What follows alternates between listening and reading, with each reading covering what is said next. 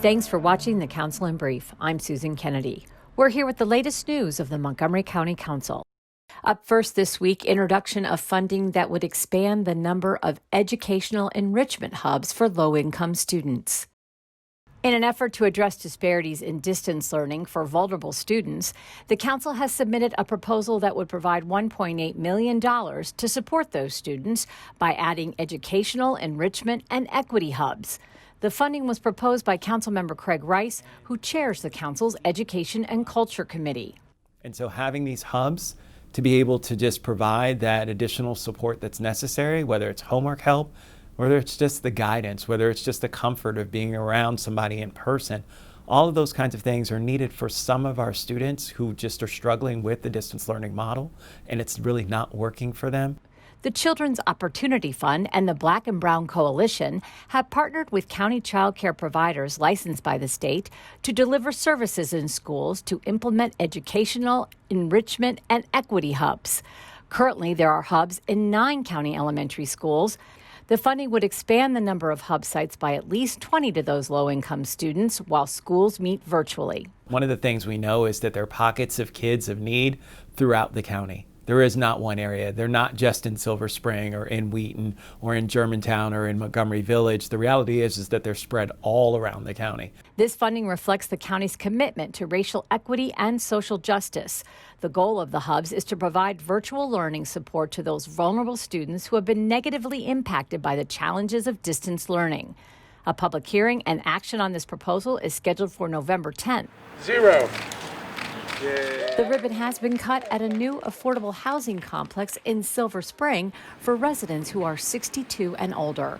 Willow Manor at Fairland is a $24 million, 121-unit apartment building located in the east part of the county that Council Vice President Tom Hucker says fills a critical need.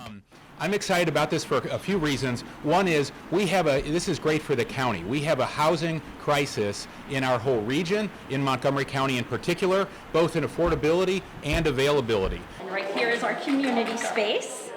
And this is part of the solution right here. We need housing of all types. We particularly need affordable housing, we need senior housing, and we need affordable senior housing. In Montgomery County, 16% of our population is 65 and over, and many of them are looking to downsize and to leave their single-family homes and move into a place just like this. They deserve to have affordable housing options here in the county. They shouldn't have to move out of state or out of the county to find them. Willow Manor at Fairland will be a wonderful home for so many older adults who we want to keep right here in Montgomery County, contributing to the county.